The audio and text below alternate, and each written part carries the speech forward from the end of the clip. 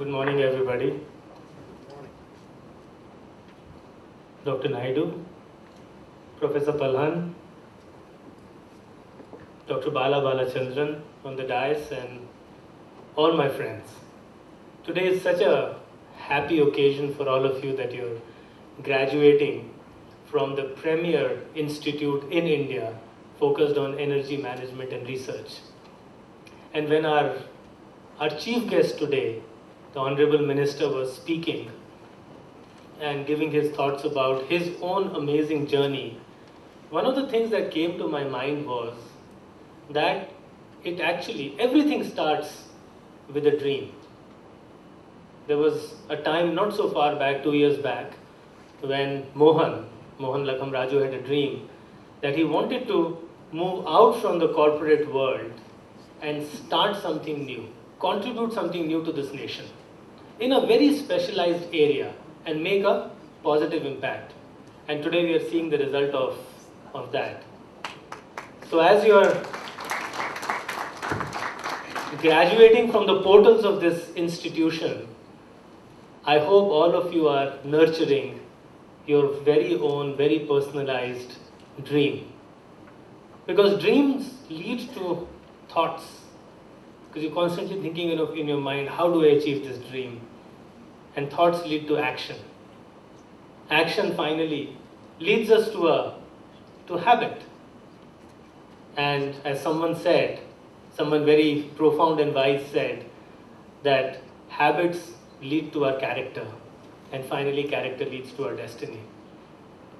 So today is such an important moment in your lives when you're stepping from one major part of your life and starting another chapter of your lives. And it is at this time is a moment of pleasure, moment of celebration, moment of joy, but is also a moment of reflection and a moment of a little bit of introspection. Because depending on the path that you adopt in your life right now will be the eventual destination that you will reach. You've had a good beginning, you've had some amazing education, but after receiving so many things, starting off with the sacrifices that your parents and your family did for your education, all your professors, your colleagues who worked hard to bring you to where you are today, do spend some time and think about what is your sense of responsibility, not just to your own ends of getting a good job, getting married, buying a house, buying a car, but what is your responsibility to society and to your own communities. One of the things that I've learned in this journey, and I've had a pretty interesting and a very fortunate journey myself. It was about 18 years ago that Educomp got founded, and today Educomp provides employment to more than 15,000 people and has been responsible for a number of innovations within the education sector in this country. When I was graduating out, almost like yourselves, from the Indian Institute of Management in Ahmedabad, also another premier institution, there were choices in front of me. And there are always choices in life. What to do, but more importantly, what not to do. Today you are also at a crossroads, where some things you know exactly what you have to do. You all are holding this amazing job offer in your hand. We heard that the average CTC is over 8.5 lakhs, which is really fantastic. But do you also know what you don't have to do?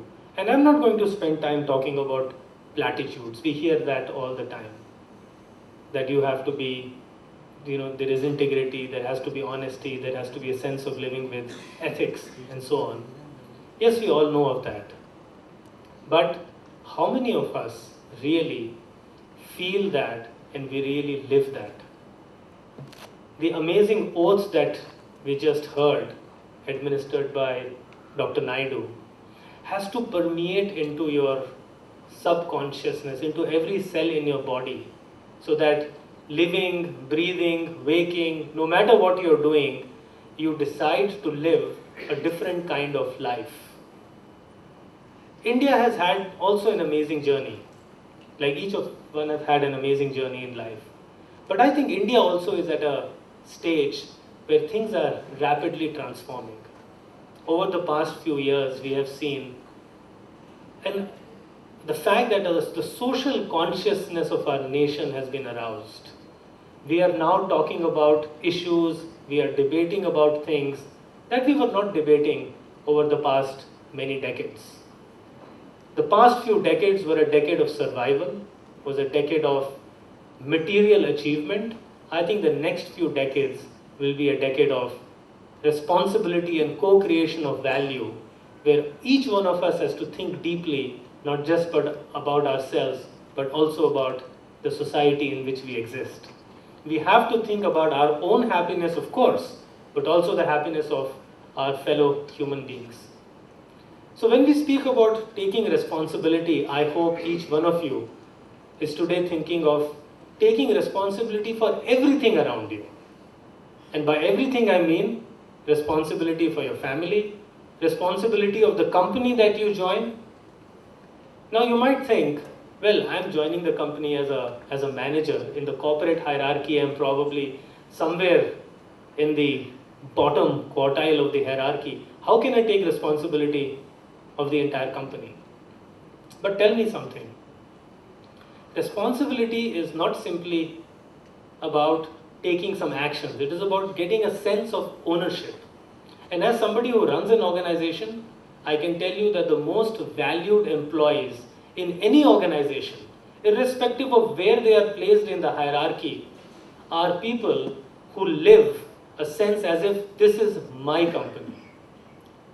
And the moment you start feeling this is my company, there will be no job that will be too little, there will be no job that will be too big for you to achieve. And the amazing sense of energy and empowerment that will get unleashed inside you simply by these two little words, responsibility and ownership. And every successful human being today that you see walking on this planet has imbibed at least these two things. They might have done other things as well, but these two things. They live life as if everything belongs to them. And when everything belongs to you, you walk, you talk, and you act like a king. And that is what my hope and aspiration for you is. That the little dream that you are nurturing inside your hearts, inside your minds, the moment you walk out of this room, start living that dream. But living that dream within a framework. There are no shortcuts in life, I can assure you. Anybody who's told you that there is a get-rich-quick scheme waiting around the corridor, or you can get ahead in some sort of a convoluted manner, is lying to you. There is only one way to achieve success, and that way is give 100% of what you do. Do that with a sense of ownership and responsibility. Do that with a sense that no matter what, you will not compromise on your core values. And I'm not standing here to define for you what those core values have to be. They have to come from inside you. And for some people, core values are integrity. From other, core values are innovation, their entrepreneurship. That is a sense of giving back to society. You make your own list of the 3 or 4 values that define you as a human being. And once you've decided that these are my core values, which I'm sure somewhere in your mind you already know, you just have to articulate it. Keep that as things that will be unchangeable and unshakable. They say that your life plans can keep changing. They're always dynamic because life itself is dynamic. Nature is dynamic around you. But there is something that doesn't change. And that is your vision and your core values. Are you getting what I'm trying to say? Don't make it the other way around. Don't make your plans fixed and your values and vision flexible. Make it the other way around. Keep your vision, your destination fixed and change your plans based on whatever is opportunistic, based on wherever you find opportunity, grab it, go ahead, make your plans. That will keep changing all the time. And once you've done that, once you've figured out what your destination will be, believe me, there will be no power in this universe, on this earth, that can stop you from reaching the goal. When our chief guest was speaking, he said it with such simplicity. I decided I will be chief minister. And I became chief minister. Isn't that such a powerful statement? Did you get what he was really trying to say? He was really trying to say was, there is no goal big enough. And I think the biggest challenge or the biggest problem in life is that most of us do not dream big enough. There's no tax on dreaming, thankfully, in this country so far. Okay? So, create a big vision for yourself. You are at a stage in India where it's a blank canvas that you can paint whatever you want on that blank canvas. Many decades back, when I began my journey, there were so many constraints in this country. Today, this is the most dynamic nation in the world. I travel all across the world. I go to and walk the streets of New York, you feel a different sense of energy. You walk the streets of Singapore, you get a different sense of energy. The sense of energy I get when I'm walking the streets of New York is fear. Everybody that you see is very worried, as if some major calamity is going to befall them. If you walk the streets of Singapore, you see a lot of anxiety as to what is going to happen tomorrow in the future. Europe, less said the better. But when you walk the streets of Bombay or New Delhi, aren't you stuck with this amazing positive energy all around us? That everything is changing, everybody is striving to do something new. And I think that is the dynamism that is propelling our country forward. India, of course, has the distinction of having the youngest population in the world. We have 561 million young people, even more than China, below the age of 40. And today, many of you will join the ranks in India of the working class population. My hope is that 10 years later, when there is an alumni function at Great Lakes IEMR, we will have some amazing success stories. Not simply those among you who have become CEOs or founders of your own companies, but also those who've created a name for yourself as people who have expanded the knowledge in the energy sector, people who have been responsible for new innovation. I was really happy to hear that the Institute has won the Al Gore Award. I think the awards are recognition, but they are a recognition of something. And that something is a desire amongst us that we love this world, but we are not happy with the state of this world. We want to change things around us. So there is so much potential in the energy sector. Sustainable energy, renewable energy. I would say this is one of the most dynamic sectors of the world economy. So 10 years later, my friends, I have a dream, and that dream is that sitting on the stage when we talk about IEMR, that list of achievements of the IEMR alumni should be so long that it should run into several pages. And I'm sure you will not disappoint your teachers and your professors as you go down this amazing journey of yours.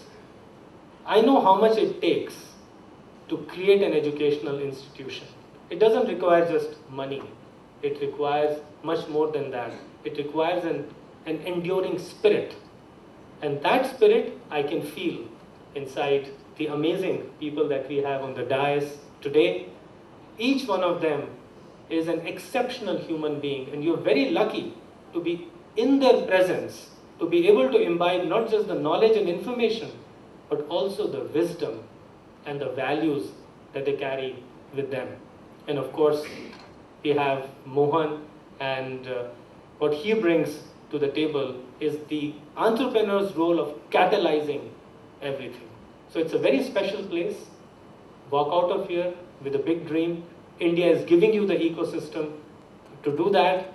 And when we meet again, we will meet to talk about some amazing things that each one of you has done. Thank you very much and congratulations.